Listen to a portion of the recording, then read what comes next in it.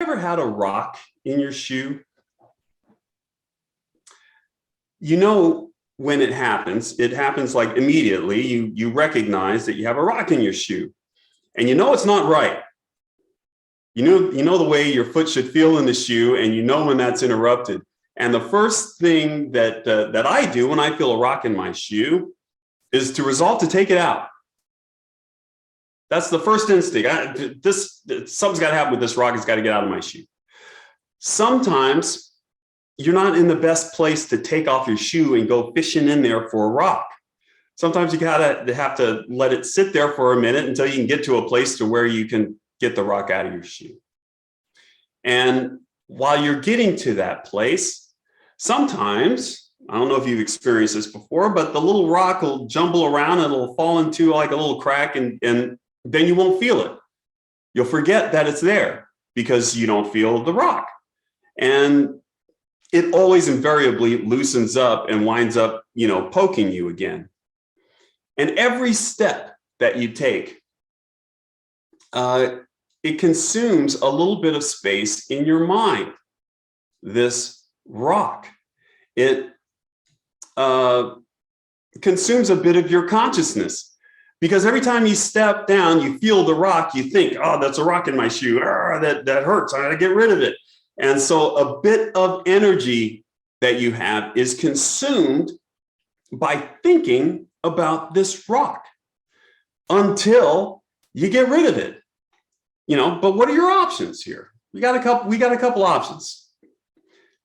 Option number one is we take our shoe off, we fish in there, and we get that rock out. We shake our shoe, whatever we need to do. Okay, there's the rock, it's out. We put our shoe back on and we take off. That's a no-brainer, right? The problem is solved. But we do have another option. Try this one on for size, pun intended. You could keep the rock in your shoe as a reminder to yourself, as a reminder to never walk where these small pebbles are, because it's your fault that the rock wound up in your shoe, right? It's your shoe. Who else's fault is it? You were walking someplace where there were small rocks, you were unsafe, and you let a rock get into your shoe. You can keep the rock in there as a reminder to look out for other rocks. You can keep it in there as a reminder to punish yourself and to remember, hey, look, this is what happens when you don't pay attention. When you don't pay attention, it's pain and suffering. So we're going to keep that rock in your shoe. We're going to keep it in there just to show you that you did wrong. And it'll be a constant reminder to you for how long? Well, let's just keep it in there for the rest of your life. Now, that sounds ridiculous on one level, but that is how we treat our grudges a lot of times. Some of us are walking around with a shoe full of rocks that we feel perfectly justified to carry. That's the way grudges work. They make sense. I should be upset that this happened. It's right and proper for me to hold this grudge, and by God, I will hold it. So then there's the burden of carrying these rocks, of carrying this discomfort with us everywhere we go, because it is discomfort. Okay, these are not loving feelings. When you think about someone or something you have a grudge against, do loving, creative feelings appear in you, or does a feeling of anger and resentment wash over you? And along with those feelings of anger and resentment, it's kind of constricting. It limits our movements. It limits what we can do. It limits what our options are, because we're constrained by this anger or this resentment that we feel. So are we ready to get rid of some of these rocks? Are we ready to relieve ourselves of some of this burden? Any hands out there? Well, I certainly am. And to that end, I want to go through our sacred reading, because there were a lot of bombs that were dropped in there. There were a lot of big concepts that were in that sacred reading that I want to kind of dig into and unpack a little bit as we examine how we might relieve ourselves of some of these grudges. So in the sacred reading, I'll read the whole thing over again, and then I'll just go line by line. And I have the sacred reading sitting here right in front of me, conveniently. Okay, there it is. Okay, so if we hold a grudge, we bar ourselves from the highest expression of our divine nature. God never hates, nor does God hold feelings of bitterness toward any person. Thus, the grudge holder is trying to express God and something else, which is impossible. Spirit is not cut up into little sections. No one can say, I will accept God's healing, but I will not express God's love. Since spirit is indivisible, the person who refrains from expressing God's love will be unable to accept God's health. Therefore, we should express love, for love is the fulfilling of the law. So there's a lot in there. There's a lot in there. So let's unpack this sentence by sentence. First sentence, if we hold a grudge, we bar ourselves from the highest expression of divine nature.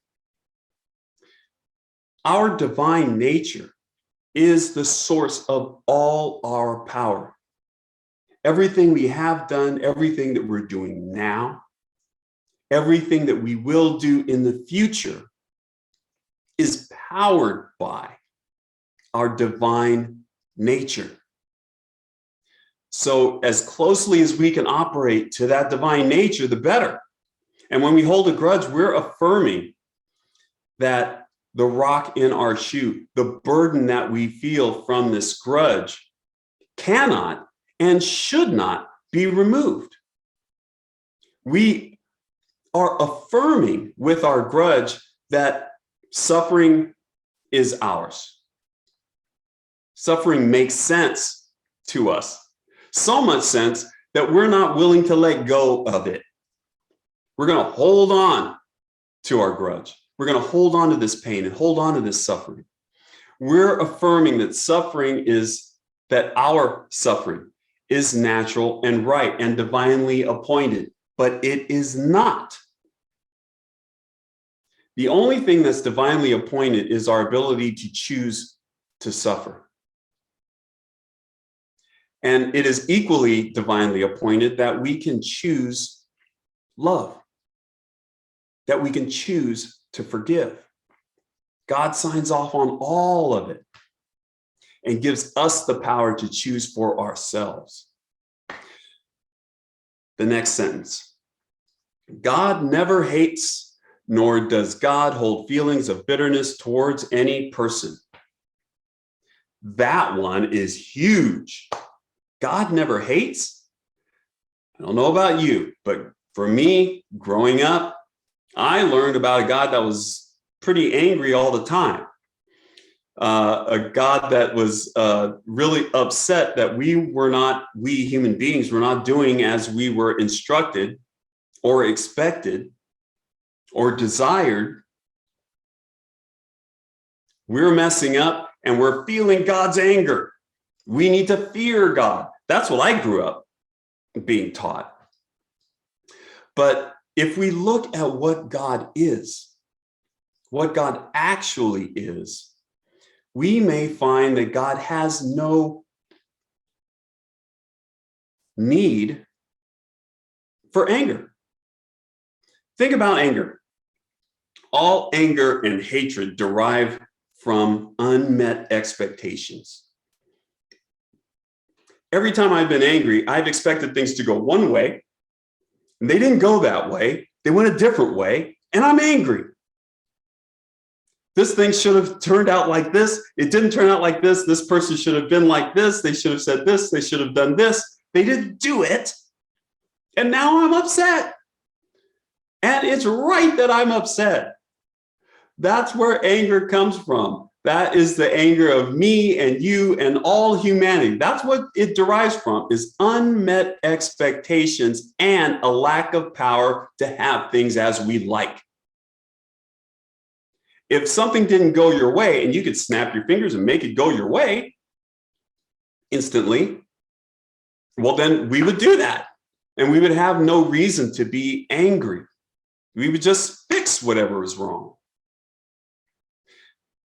But it's the powerlessness. It's the unmet expectations that make us so upset. God is the all-powerful, all-knowing, all-loving creator of all things.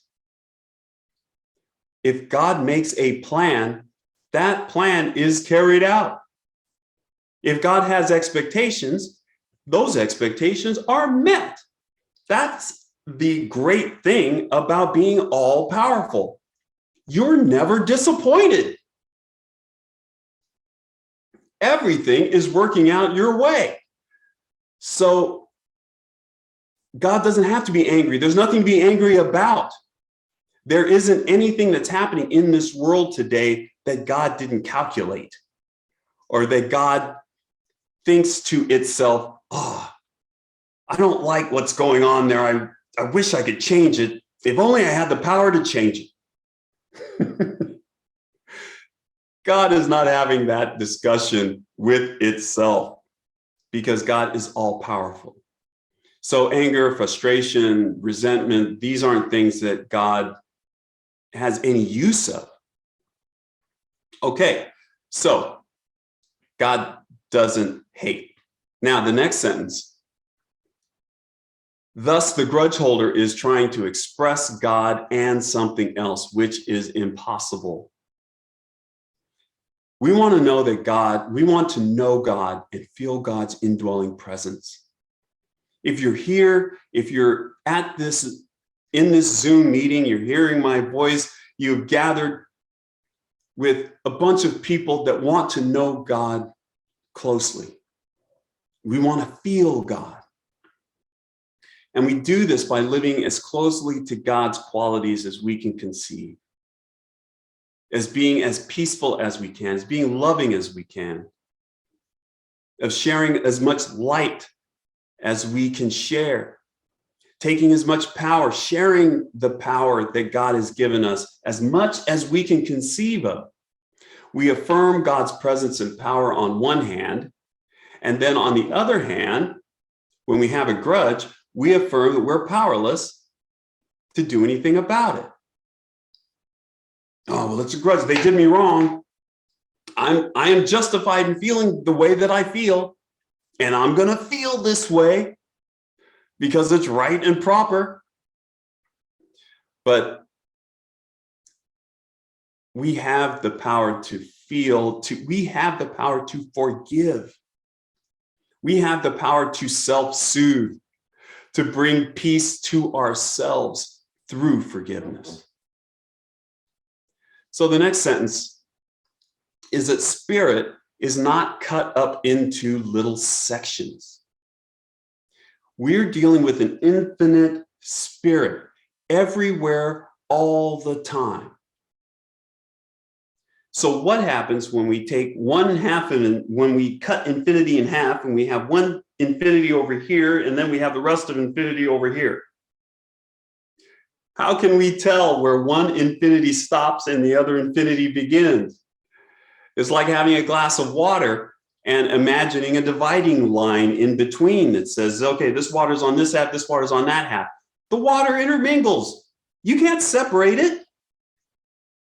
And you might be a smarty pants and say, yes, Dave, I can separate it. I can get 3 glasses out and I can pour some in each glass. And there we have the water has been separated. Infinity has been separated. The only catch is that we only have one glass. There is only one glass. There is one. And within that one, there is no division. Just like in that one cup of water, there isn't any division within that cup of water. It's all water. So we can't divide spirit and say, we're going to enjoy this part and we're going to ignore that part. So we're going to get into that more in this next sentence, these next two sentences. No one can say, I will accept God's healing, but not express God's love. Since spirit is indivisible, the person who refrains from expressing God's love will be unable to accept God's help.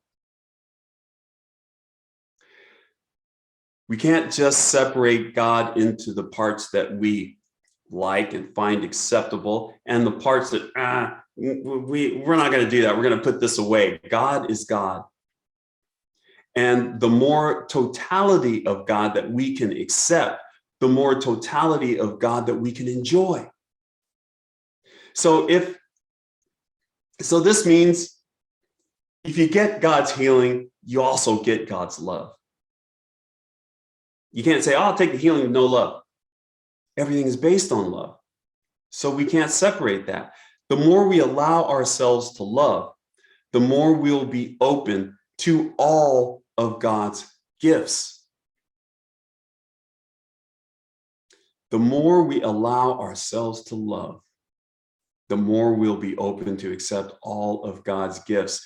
Every time that we evoke one of God's qualities and we try to align our lives and live with the qualities of God at the forefront, then that means that our prayers are going to be richer.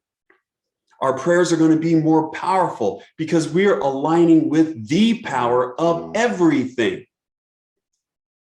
The power in back of everything is who we are joining with.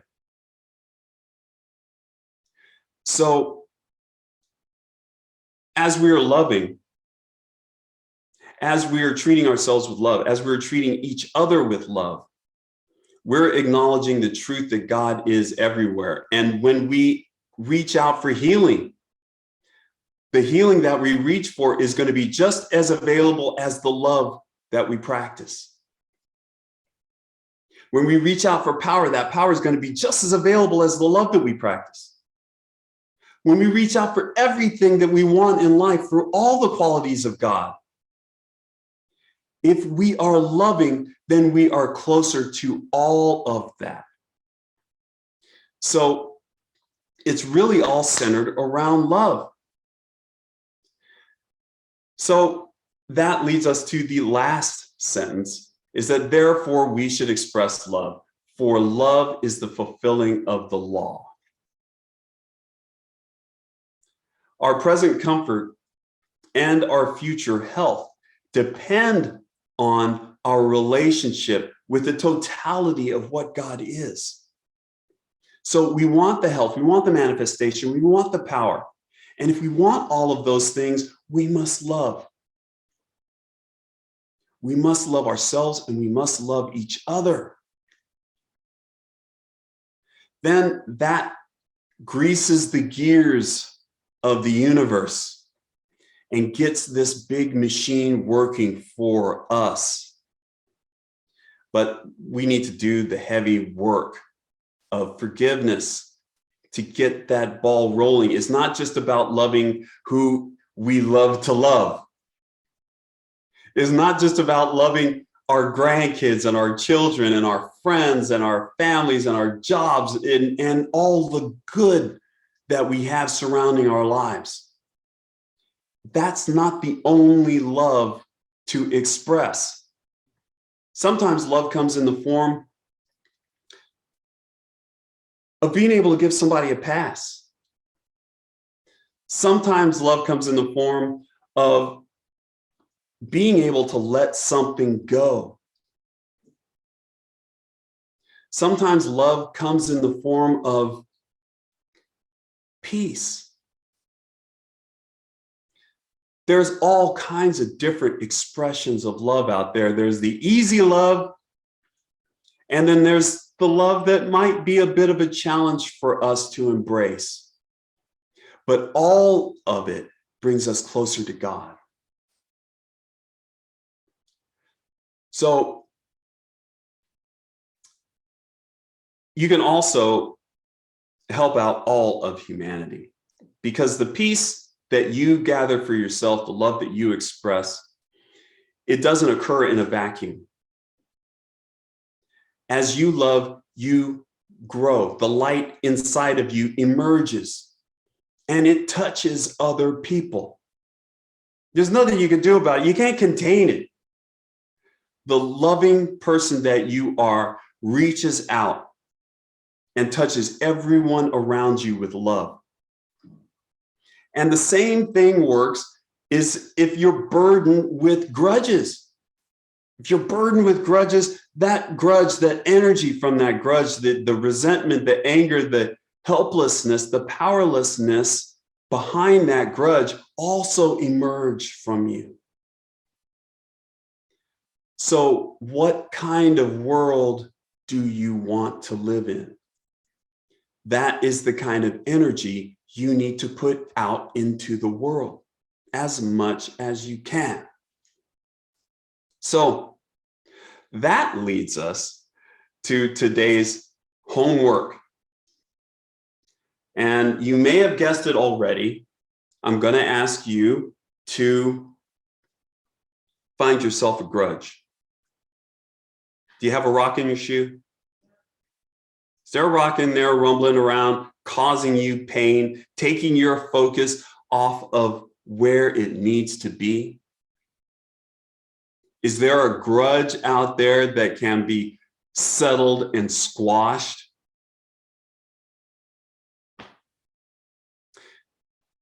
Most of you know, I've mentioned before that I have a long-standing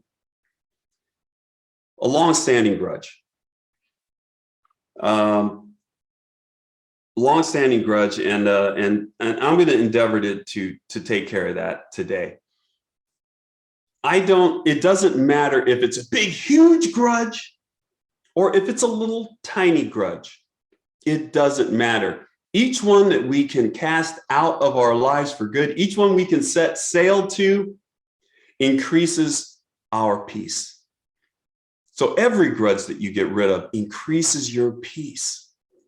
It enhances your vibration. So the grudge that I'm going to share with you today may seem like it's a minor thing, but it's not. Most of you know I don't like okra. I hate okra. And I proclaim that from the first day that I had okra to this very moment. I hate okra. I will never like okra. I will never like the taste of it. And okra and I will never get along. We'll never get on the same page. But I vow today, from this day forward, to not hate okra. That's it. I'm calling an end to the war. Maybe okra didn't know that it was at war with me, but it was. And I'm calling an end to that war, and I'm letting peace ring out through the land. The conflict between me and okra is over. How do I end this? Now, am I going to end this video? Am I going to end this talk with a big plate of okra? Do I have a big plate of okra over here just off camera? And I'm going to eat every bit of this? No, I'm not going to do that. I still don't like the taste of okra, but I can let okra live. I can accept that other people love it. And I can, when okra comes up in my mind and in my heart, I don't have to automatically pull out feelings of hate and apply them to that food that I hate. I don't have to do that. Even that little tiny bit of not having to hate is kind of huge. It's kind of disarming. It's like, but this is okra, Dave. You don't like okra. You never have. But it's okay not to hate. It's okay to just that okra exists. We can share this world, okra and me. It can have its own corner, and I can have my own corner. And I don't have to eat okra, and I don't have to enjoy it, but I can love it for what it is for other people. Other people love it, and that's fine. And I can love what it gives to other people, and I can let it ride off into the sunset. And I don't have to reaffirm that I hate it, because I don't. I don't hate it. Okra never did anything to me. I just have this thing brewing around in my head that I keep going, but I don't have to. So that's my grudge. As minor as it seems, this has been a lifelong journey for me. This is a rock I've had in my shoe for a long time, and I'm going to get rid of it. So okra, you're okay by me. As long as you stay off my plate, we're in good shape. The grudge is over. So that is your homework. Find a grudge. Find a grudge and do this. Declare, I love myself and peace is my birthright. I love myself and peace is my birthright. And I am ready to experience peace around this issue, no matter what it is. No matter what you've selected as your own grudge, declare that you are ready to experience peace around this issue. And thirdly and lastly, declare, I am ready to forgive myself and all parties involved. Even if you don't know how it's going to happen, you're like, I can't say that I'm ready because this has to happen before I forgive, and this has to happen, and this has to happen, and this has to happen. Look, give the rest over to the mystery of the universe. You've done your part by declaring that you love yourself and that peace is your birthright. You've done your part by saying you're ready to experience peace. And you've done your part by saying, I'm ready to forgive myself and all parties involved. Now, we let that go into the universe to let it do its work. How the universe will bring about this healing, how it will bring about this forgiveness, we don't know. We just know that it will. We just know that as soon as we release it and let it go to the universe, give it up to God, that God will do its works somehow. And healing will occur. Healing begins immediately upon uttering those words. So that's your homework. So for the next week, today maybe, find yourself a grudge and get rid of it. Heal it and heal yourself with the love of God. So let's take that into prayer.